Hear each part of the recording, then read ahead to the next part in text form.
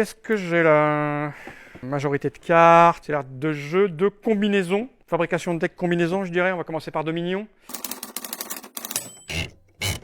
C'est une extension Dominion. En fait, j'ai jamais joué aux extensions de Dominion. Moi, j'ai joué à la boîte de base. Je me souviens quand c'est arrivé, ça a fait un ramdam monstrueux parce que c'était une espèce de genre de Magic l'Assemblée, là, de jeu de collection de cartes, mais sans l'objet collection. C'est-à-dire qu'il n'y avait pas à courir après des milliers de boîtes pour fabriquer son paquet. On deck buildé pendant qu'on jouait. C'est-à-dire qu'il n'y avait plus toute la préparation qu'il y avait à Magic avant. Mais en fait, on s'est tous fait avoir parce que Dominion, il en est sorti des milliards de boîtes après, donc ça revenait toujours aussi cher. Mais c'est vrai que ça a posé une base assez intéressante de Dominion. Alors, j'ai beaucoup joué au départ avec la boîte de base, et puis ça m'a lassé. Mais j'ai vu là, il y a le petit paquet.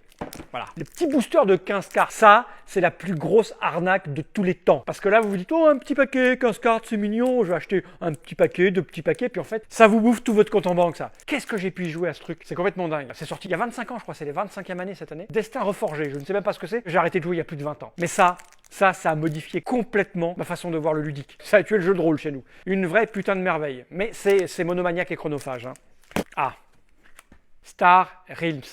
Ça, quand c'est arrivé, il y avait toute la saveur de Magic, règles rapides, pas besoin de se faire chier à fabriquer son deck des heures avant. En fait, je dirais que c'est la symbiose de Magic et de Dominion en beaucoup plus rapide. Alors ça, j'y ai beaucoup joué, j'ai beaucoup défoncé la gueule de Guillaume. Je joue beaucoup à l'application en ligne, il y a une application, je pense qu'elle est pipotée. Mais ça je crois que c'est le jeu sur lequel je joue le plus sur mon téléphone. Ah, j'ai du vieux là. Saint-Pétersbourg. Alors il y a des cartes. C'est pas vraiment du deck building, mais quand même un petit peu, parce qu'on va acheter des cartes. Il y a des combinaisons. Du choix opportuniste, stratégique, pile poil, de la combinaison, du bon enchaînement.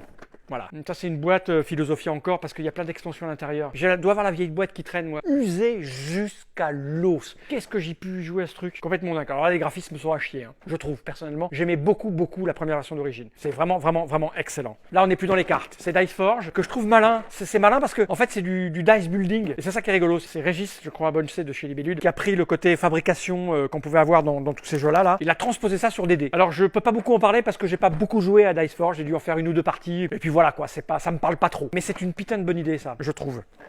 Ah, ça, Res Arcana.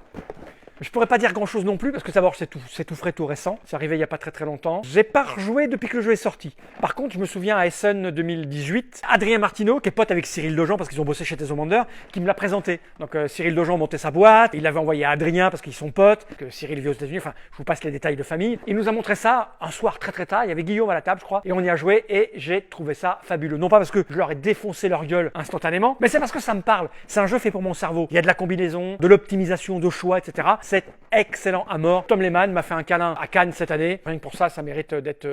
Ouais, elle est mon préféré. Parce qu'il est nouveau. Mais en fait, mon vrai jeu préféré, c'est ça. Et après, je joue beaucoup à ça. Et après, vraiment, j'ai beaucoup d'affection pour ça. Sinon, voilà, je crois que le point commun entre tous ces jeux, c'est des jeux qui demandent une réflexion qui me convient très bien. C'est-à-dire une analyse opportuniste. C'est pour ça que ça me plaît.